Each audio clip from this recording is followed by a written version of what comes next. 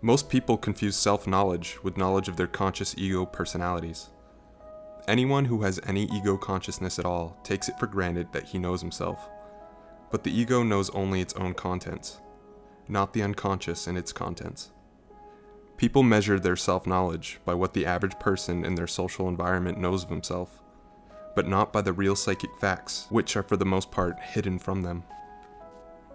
In this respect, the psyche behaves like the body, of whose physiological and anatomical structure the average person knows very little too.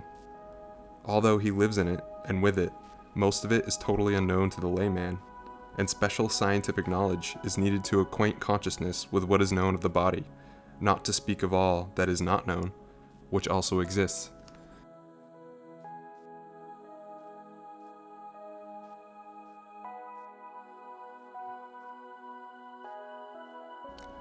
What is commonly called self-knowledge is therefore a very limited knowledge, most of it dependent on social factors, of what goes on in the human psyche. Hence, one is always coming up against the prejudice that such and such an idea does not happen with us, or in our family, or among our friends and acquaintances. On the other hand, one meets with equally illusory assumptions about the alleged presence of qualities which merely serve to cover up the true facts of the case. In this broad belt of unconsciousness, which is immune to conscious criticism and control, we stand defenseless, open to all kinds of influences and psychic infections. As with all dangers, we can guard against the risk of psychic infection only when we know what is attacking us, and how, where, and when the attack will come. Since self-knowledge is a matter of getting to know the individual facts, theories are of very little help.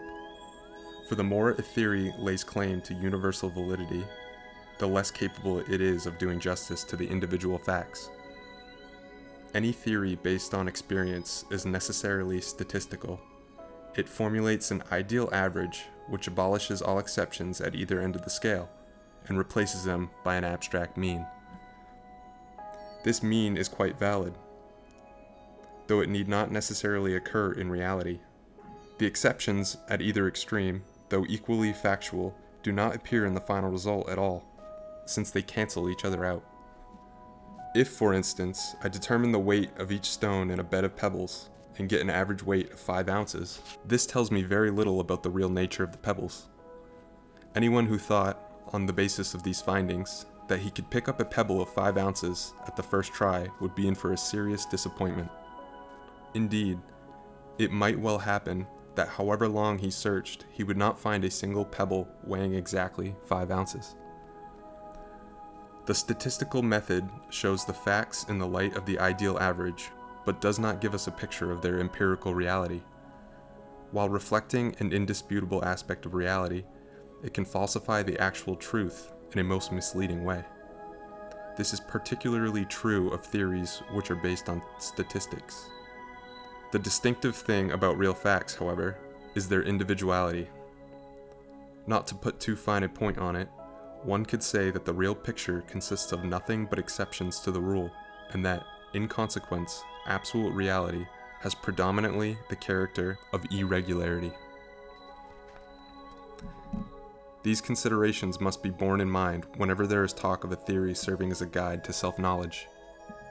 There is and can be no self-knowledge based on theoretical assumptions, for the object of this knowledge is an individual, a relative exception, and an irregular phenomenon. Hence, it is not the universal and the regular that characterize the individual, but rather the unique.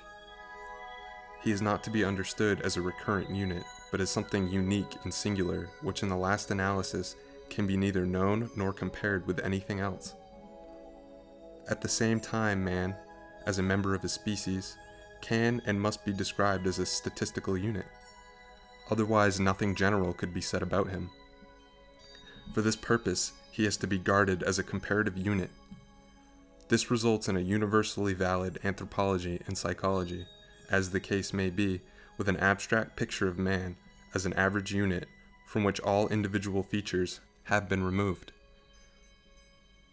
But it is precisely these features which are of paramount importance for understanding man. If I want to understand an individual human being, I must lay aside all scientific knowledge of the average man and discard all theories in order to adopt a completely new and unprejudiced attitude. I can only approach the task of understanding with a free and open mind, whereas knowledge of man, or insight into human character, presupposes all sorts of knowledge about humankind in general.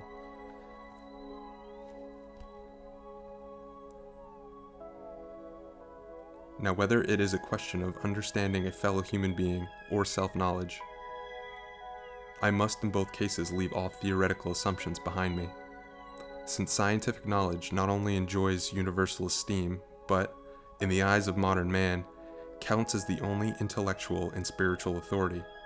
Understanding the individual obliges me to commit the lèse-majesté, so to speak, of turning a blind eye to scientific knowledge. This is a sacrifice not lightly made, for the scientific attitude cannot rid itself so easily of its sense of responsibility. The psychologist happens to be a doctor who wants not only to classify his patient scientifically, but also to understand him as a human being. He is threatened with a conflict of duties between the two diametrically opposed and mutually exclusive attitudes of knowledge on the one hand and understanding on the other. This conflict cannot be solved by an either-or, but only by a kind of two-way thinking, doing one thing while not losing sight of the other.